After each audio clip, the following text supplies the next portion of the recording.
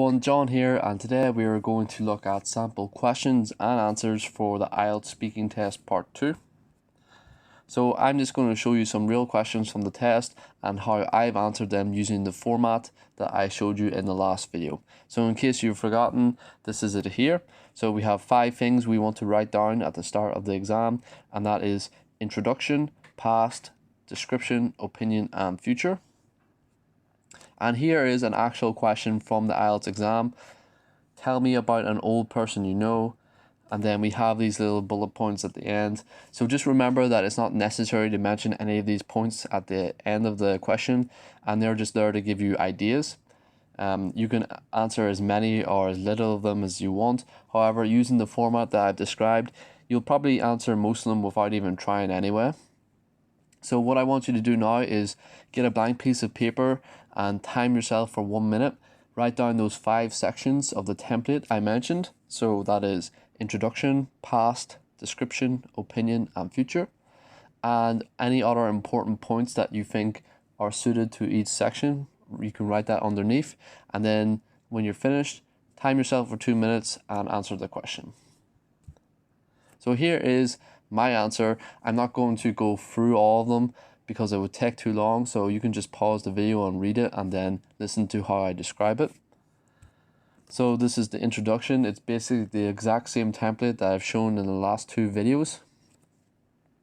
And I also included a little line here about why I've chosen the person I have chosen. And I've just highlighted some of the vocabulary here that you can easily change out if it's a different question, or even if you want to answer it in a different way, the same question. So instead of saying he is the most inspirational, you could just say he is my favorite or he is the most interesting, whatever you want. So next we go on to past. So we're talking in the past tense here, and I'm just giving lots of examples of my interactions with this guy James and how we know each other from the past.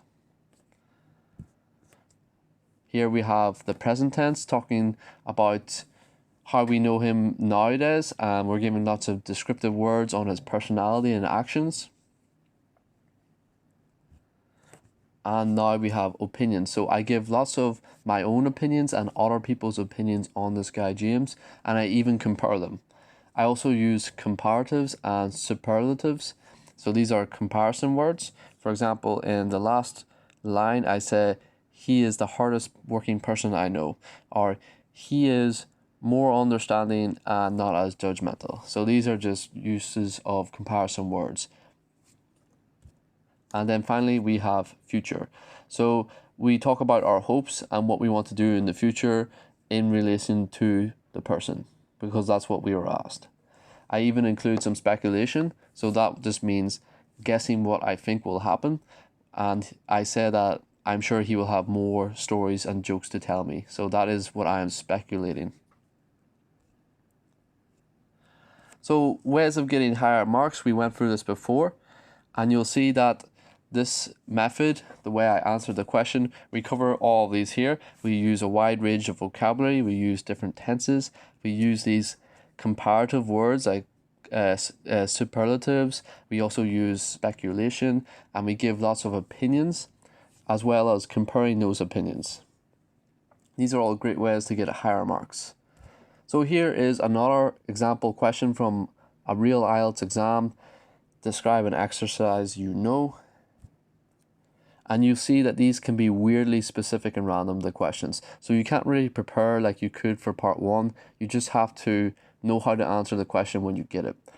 And again, I want you to take 1 minute just to write down those 5 points, the 5 sections: introduction, past, description, opinion, and future, as well as anything else that you find useful under those 5 sections. And then have a go at answering the question yourself again. And here is my answer. So it's almost the exact same as the last one. I've just changed some of the words in the introduction.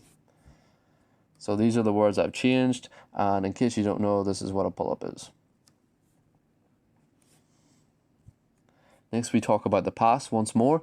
So I just give more details and examples of what I did in the past tense, how I used the exercise, and some other exercises as well, but in particular the pull-up. Next we go on to the present tense, and I use descriptive words on the exercise and how I use it in the present day. I also talk about some of its uses. And then we go on to opinions. So I give my own opinion, I give other people's opinions, and I compare them, and I use some comparison words as well. For example, at the very end here, I say one of the greatest exercises, and I would strongly agree with that. So I'm giving someone else's opinion, I'm using comparison words, and I'm also giving my own opinion all in one sentence. And then lastly, we have future. So I mentioned what my hopes are with regards to what I want to do in the future in relation to the exercise. I also include the speculation. So again, that's what I think will happen.